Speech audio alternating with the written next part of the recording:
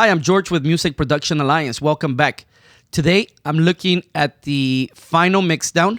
Recently, I completed the automation and a few minor tweaks, and I got the song to a level that I'm really pleased with. And now I've done a mixdown, and what I'm going to show you today is how I prepare my mix for mastering. This is one of the questions that many new engineers have, and even some that have been doing it for a while. What should the level of my mix be before I send it to a mastering engineer? Or how loud should my mix be? Today, I'm going to talk about how I do it and show you some of the plugins that I use to measure my target level. As you know, by watching some of my mix series, my target level is normally minus 18 dBFS. In a moment, you're going to hear two mixes. The first one has no processing, and this is how I receive the tracks, just balanced. And the second one is with processing, some minor mix bus processing, some EQ, and some compression in preparation for mastering. To ensure that you're hearing a full comparison or an accurate comparison, I'm using a plugin by Meter Plugs from Ian Shepherd called Perception. Perception helps you to balance the levels so that you can do a proper A/B. Let me show you how it works. The way Perception works is you have two plugins. You have the controller and the source. I have my rough track here, which is this one, and I have my mixdown, which is this one.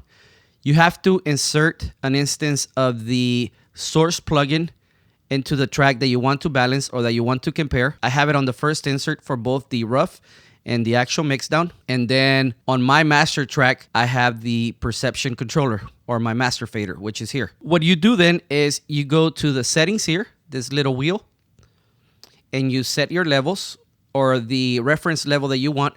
In this case, I'm gonna leave it on the default level, which is minus 16 LUFS, and I'm gonna hit OK.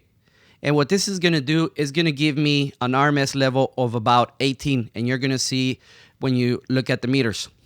I'm using the Clanhelm VU meter, and you're gonna see the needle hovering right at 0. I'm also using the Brainworks BX meter, and you're gonna see the levels hovering right at minus 18. On the VU meter, 0 equals minus 18 dBFS, and I'm also using an instance of the dynameter, and I'm also using an instance of dynameter, which is going to show me how dynamic the mixes are. I'm doing this so you can see how I took this song from a rough mix to a final mix down in preparation for mastering. Here we go. I've already done the balancing, but I'm going to show you how I did it. I'm going to start here, and I'm going to hit play. Close to the midnight hour. Hey, oh, I sing. Okay, I started there, I hit play, and then I hit balance so that the song would come up to the reference level. And I'm gonna do the same for the mix down track, and I've already done this. So I'm just gonna show you what I do. You hit play. To the midnight hour. Hey, oh. Okay, so by having both the Perception source plugin on the tracks and the controller plugin on the master fader, I'm able to make the tracks as loud as the reference level, and it gives me a good combined level for both of them so that I'm hearing them accurately and there's no gain mismatch in between them. Okay, let's listen to the rough mix, and this is where we started, and let's just listen to it from the beginning. And I'm going to go back and forth between the parts from the rough mix here on the left, which is this purple looking track. And then the green track is the actual mix down.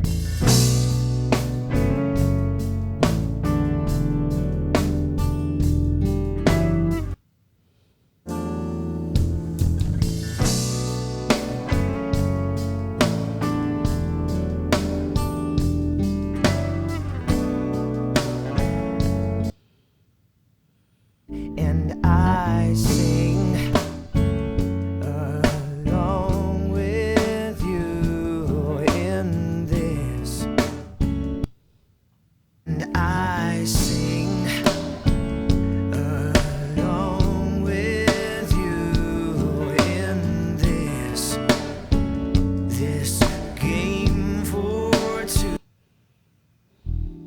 It's getting close to the midnight hour.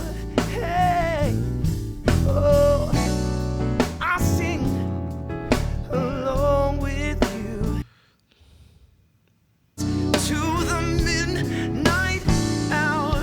Hey, oh, I sing along with you in this.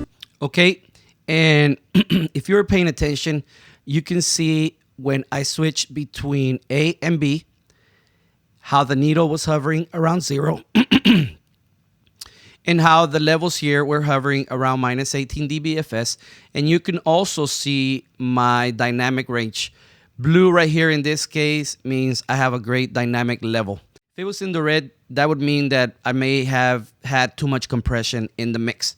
But anyways, this is a good way to check your mixes to ensure that you actually made a good positive change, and you can hear, if you can hear your track at the same level with and without plugins, then you can truly tell and you can truly enjoy the difference on the processing that you did. So I hope you enjoyed this video. Thanks so much for watching.